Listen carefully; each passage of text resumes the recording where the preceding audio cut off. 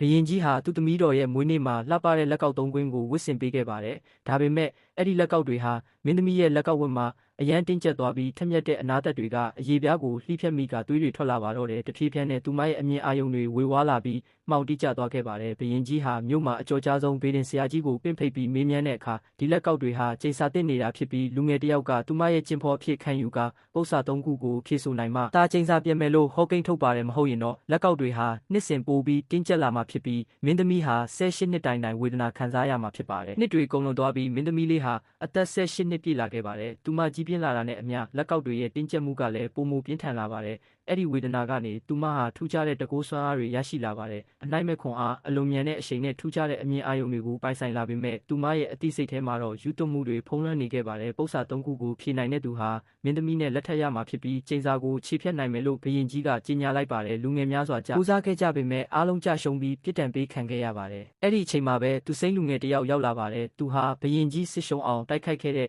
မာနကတ်မျိုးကဖြစ်ပါတယ်။အဲ့ဒီစစ်ပွဲမှာပဲသူ့ရဲ့မိဘတွေတေဆုံးခဲ့ရတာပါ။လူငယ်လေးမှာအဲ့ဒီအမတ်တရားတွေမရှိတော့ပေမဲ့လက်ကောက်တွေကိုမြင်လိုက်တာနဲ့သူဟာမာနကတ်ရဲ့မင်းသားဖြစ်ကြောင်းသတိရသွားပါတယ်။ဒီလက်ကောက်တွေဟာစစ်ပွဲအတွင်းချိန်စာတိုက်ခံခဲ့ရတဲ့သူ့မိခင်ရဲ့လက်ကောက်တွေဖြစ်ပါတယ်။လူငယ်လေးဟာပြိုင်ပွဲမှာပါဝင်ခဲ့ပါတယ်။ပထမပု္ပ္ပစာကိုသူအချိန်မီမဖြေနိုင်တာကြောင့်ပြစ်ဒဏ်ပေးဖို့ပြင်ဆင်နေကြတော့သူ့မိခင်ပြောခဲ့မှုတဲ့စကားတစ်ခုကိုသတိရသွားပါတယ်။အသက်ရှိတဲ့မျှော်လင့်ချက်ရှိနေစေပဲဆိုတဲ့စကားကြောင့်သူကမျှော်လင့်ချက်လို့အကျယ်ကြီးအော်ပြောလိုက်တဲ့အခါအဖြေမှန်သွားပြီးပထမလက်ကောက်တစ်ကွင်းပွင့်သွားပါတယ်။ဒုတိယပု္ပ္ပစာရဲ့အဖြေကတော့သွေးဖြစ်ပါတယ်။လူငယ်လေးဟာနောက်ဆုံးစက္ကန့်မှာဖြေဆိုနိုင်ခဲ့ပြီးဒုတိယလက်ကောက်လည်းပွင့်သွားပြန်ပါတယ်။တတိယနဲ့နောက်ဆုံးပု္ပ္ပစာရဲ့အဖြေကတော့အဆုံးသတ်လို့အတိတ်ပဲရတဲ့တိဖြစ်ပါတယ်။လူငယ်လေးဖြေတော့မဲ့အချိန်မှာပဲဝေဒနာနဲ့ဒေါသကြောင့်ယူသွနေတဲ့မင်းသမီးကသူ့ရဲ့ရင်ဘတ်ကိုဓားမြောင်နဲ့ထိုးလိုက်ပါတယ်။ဒဏ်ရာရသွားတဲ့လူငယ်လေးကတိုးမြင့်တဲ့အတန်နဲ့မင်းရဲ့နာမည်ကပဲအဖြေပါလို့ပြောလိုက်ပါတယ်။မင်းသမီးရဲ့မျက်လုံးထဲကနေမျက်ရည်တွေစီးကျလာပါတယ်။ကံကောင်းထောက်မစွာနဲ့ဒဏ်ရာကပြင်းထန်ပေမဲ့လူငယ်လေးအသက်မသေခဲ့ပါဘူး။အဲ့ဒီအချိန်မှာပဲဘရင်ကြီးရဲ့စစ်တေနာပတိဟာပုံကန်လိုက်ပါတယ်။သူဟာလက်ကောက်အကျိုးပဲ့တွေကိုကောက်ယူပြီး